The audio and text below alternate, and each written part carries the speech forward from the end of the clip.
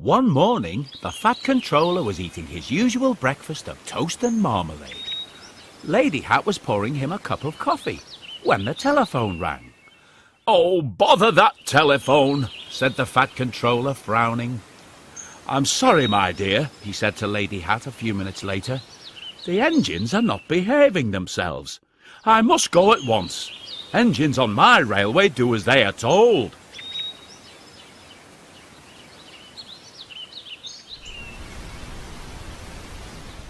When he arrived at the main station, there was a tremendous noise. The passengers waiting on the platform were angry. The Fat Controller went into his office and sat down behind his desk. Moments later, the station master knocked on the door. "There's trouble in the shed, sir," he said. "Henry is sulking, there's no train, and the passengers are saying this is a bad railway." "Oh, indeed," said the Fat Controller. "We cannot allow that." Será hoy. At the sheds, the Fat Controller found Gordon, James and Henry looking very cross. "Come along, Henry. It's time your train was ready," said the Fat Controller firmly. "Henry's not going," said Gordon. "We won't shunt like common tank engines. That is Thomas's job." "We are important tender engines. Fetch our coaches and we will pull them."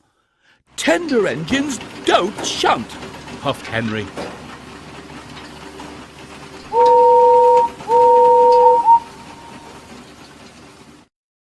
"Oh, indeed," said the Fat Controller. "We'll see about that. Engines on my railway do as they are told." And he hurried away in his car to find Edward. "The yard has never been the same since Thomas left to run his branch line," he thought sadly, and he took out a handkerchief to mop his brow.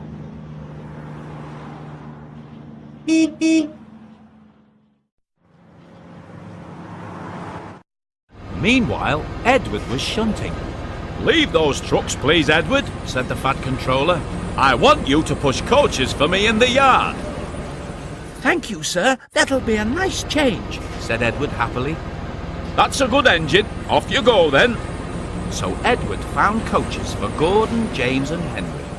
And that day, the trains ran as usual.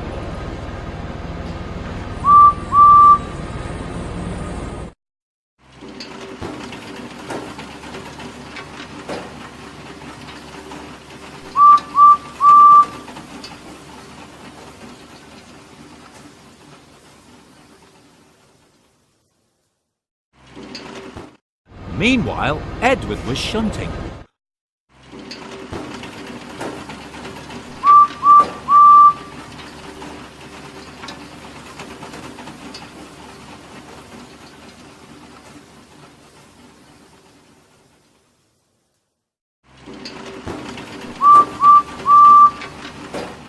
The Fat Controller went to the workshop and inspected all sorts of engines.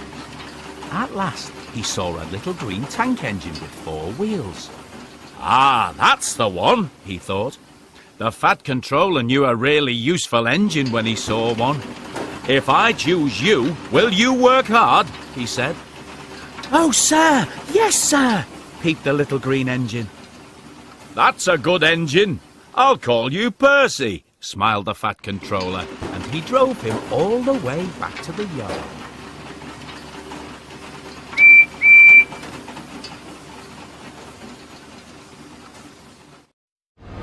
"Edward," he called, "here's Percy.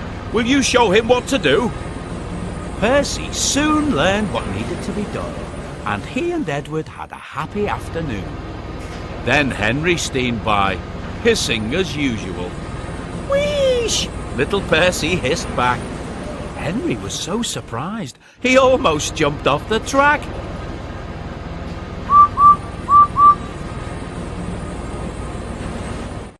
The next day, the Fat Controller arrived. Edward, Thomas and Percy were excited. He told the engines that Henry, Gordon and James were sulking. "They refused to shunt like common tank engines, so I have shut them in the shed. I want you to run the line for a while. Common tank engines indeed, snorted Thomas. We'll show them. And Percy will help too. Thank you, sir, Whistled Percy with delight.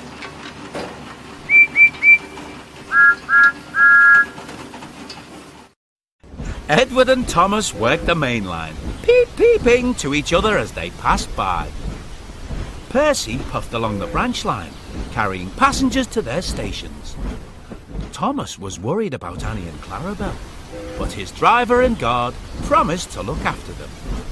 There were fewer trains, but the passengers didn't mind.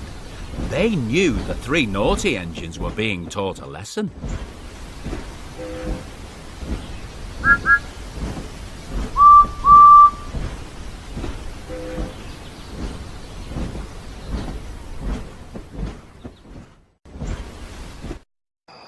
In the shed, Gordon, James and Henry were cold, lonely and miserable. There was no coal for them, no washdown, and they missed their passengers. They wished they hadn't been so silly.